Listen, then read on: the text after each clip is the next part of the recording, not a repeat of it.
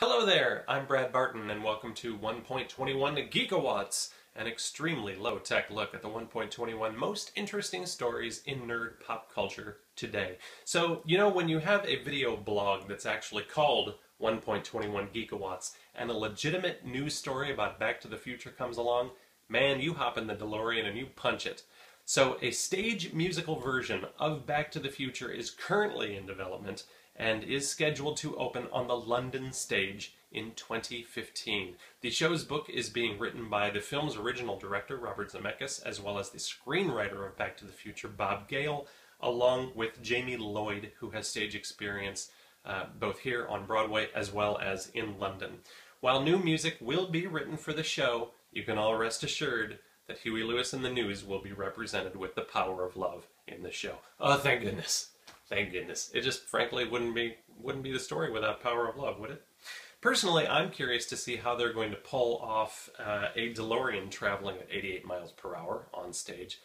Luckily, thanks to Spider-Man Turn Off the Dark, we can all rest assured that replicating movie-quality special effects on stage is a very, very simple task. Good luck with that show. So Ben White of Youngstown, Ohio pointed out that I had overlooked a very significant nerd anniversary.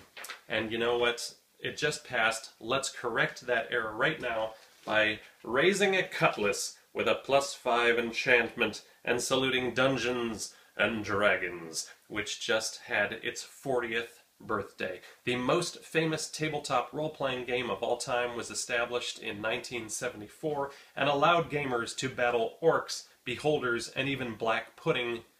Yes, that is a D&D monster. Black pudding. A delicious, delicious monster. They can do so all in the comfort of their own basement, and it established a nerd stereotype that has lingered for generations. So be sure to commemorate the anniversary by rolling a 20-sided dice and painting a dwarf cleric miniature, for fresh campaigns await. Today's trivia question is actually based on the Dungeons and Dragons cartoon from the 80s. It ran for 3 seasons on CBS. On that cartoon show, a group of characters traveled along with a baby magical beast. What kind of beast was it? That's your trivia question.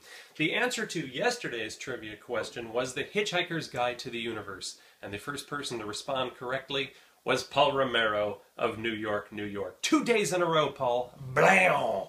Nicely done. You win a candle snuffer when blowing out a candle is simply too pedestrian. I'll get this in the mail to you right away. What was yesterday's trivia question, the rest of you ask? Well, there's an easy way to find out. Go watch yesterday's video and you can see for yourself. And hey, you know what? Thank you so much for watching today's video. I always appreciate the opportunity to nerd out with you. If you enjoyed this bite-sized chunk of geekitude, please share it with a nerdy friend.